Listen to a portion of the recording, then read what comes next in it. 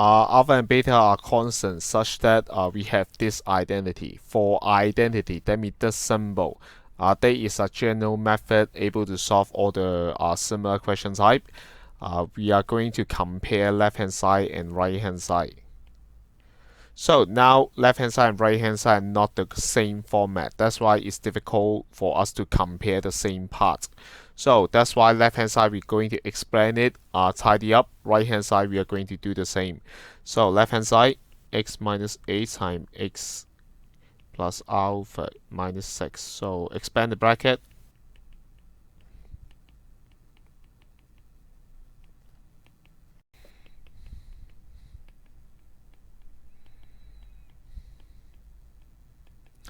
So what mean tidy up? That means we have to separate x squared term, x term, and constant.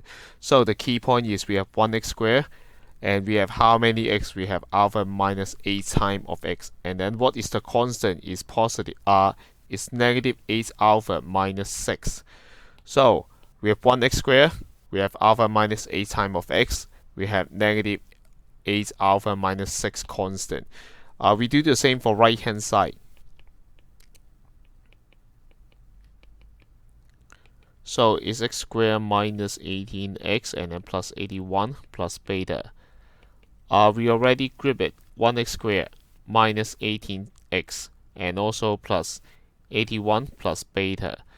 So we know that by comparing coefficient, we know that this term must exactly equal to this term. X term must exactly equal to x term. That's the nature of identity. So we are going to use this property. We know that alpha minus 8 is equal to negative 18.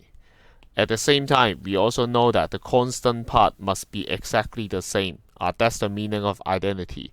So negative 8 alpha minus 6 is equal to 81 plus beta. We start from left hand side. So alpha is equal to negative 18 plus 8, which is negative 10.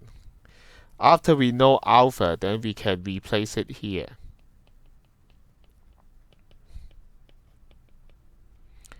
So